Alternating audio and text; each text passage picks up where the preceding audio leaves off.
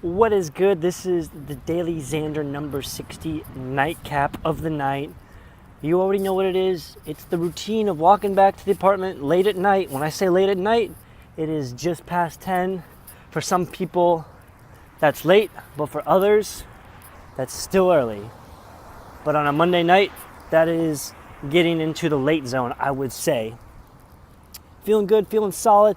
Spent a majority of my night just getting some dinner, watching a Gary, a Daily V for Daily Gary. Wow, I'm all of a sudden just having issues pronouncing names all of a sudden. I watched my routine of Daily V's, Gary Vaynerchuk's business blog, you could say, or his movements throughout his day-to-day.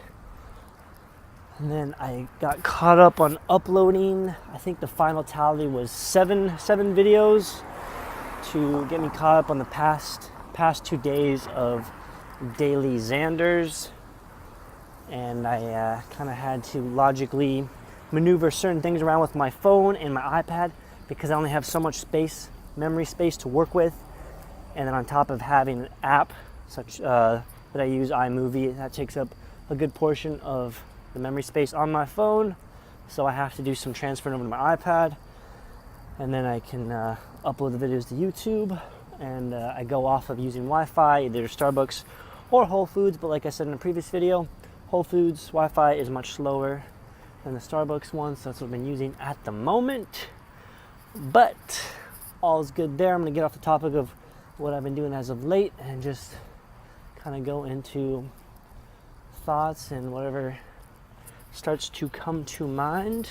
I'm pretty stoked. One of my friends who I met in Australia, who is from England originally, and now he's studying and finishing up his degree in England at a school called Exeter University. And I can't actually remember if the city that he lives in to go to that university is actually Exeter itself, or that just might be the name of the school.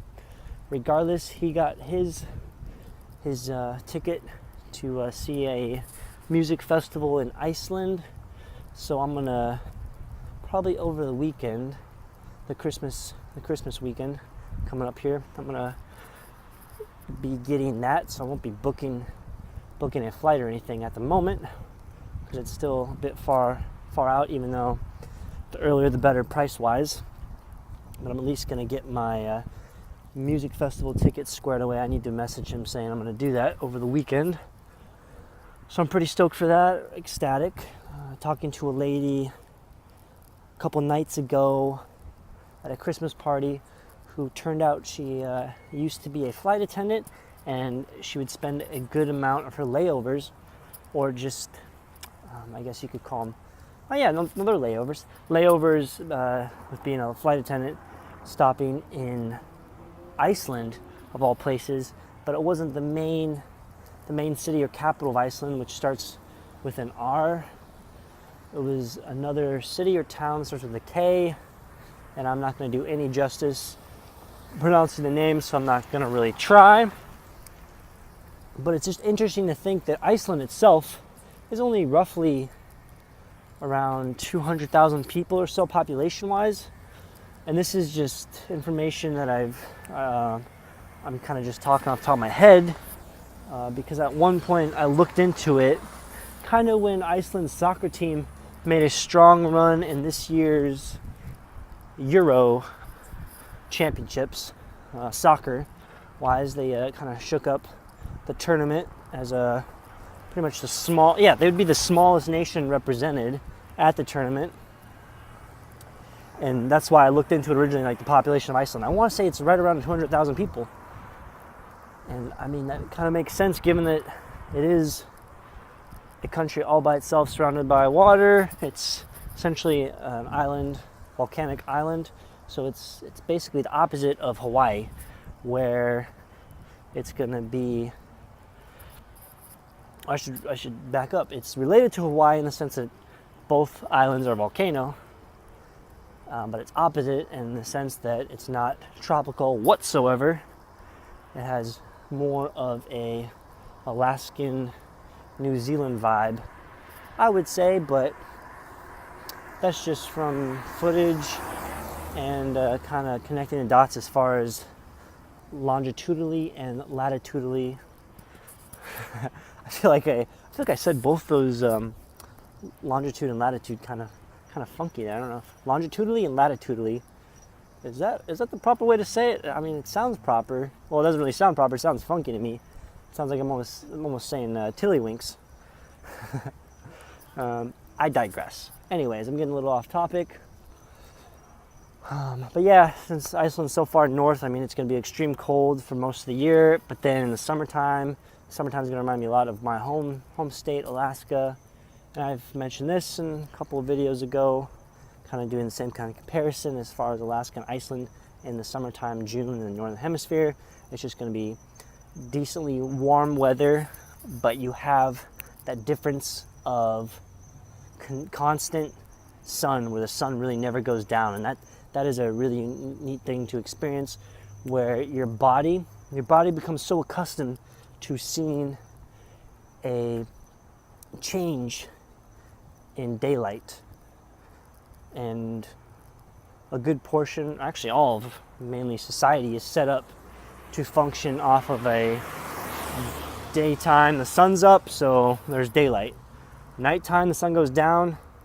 Generally, a good portion of population goes into inactive or slight hibernation mode, where people go to sleep or become unconscious, kind of thing. And it's just a revolving pattern based off of the sun and how the earth will continually rotate, causing this night and day effect. But the farther north or south you are on the earth, it's going to be a little different effect-wise as far as you're experiencing daytime and nighttime exposure. So to get back to Iceland topic, I think it'd just be a really neat experience to visit Iceland for a little bit and have a good time, of course. Interesting podcast I was listening to. I've listened to it before in full length. It's off of the Tim Ferriss show, and he was interviewing Jamie Foxx, and he actually interviewed Jamie Foxx. He's interviewed Jamie Foxx twice. For those of you who don't know who Jamie Foxx is, he is a celebrity, but he's best known for being an actor, a musician, and a stand-up comedian. He's a well-rounded entertainer, I would say, and he just has a very diverse background. And it was really interesting to hear him talk on the podcast. He was just very authentic, and he is a masterful storyteller nonetheless. And there's a lot you can definitely learn from him, and just hearing his experiences really makes you understand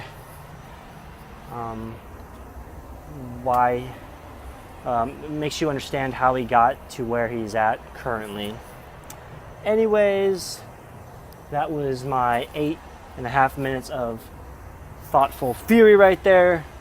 I'm at the 130, the uno tre zero, and this has been the conclusion of my DailyXander number 60.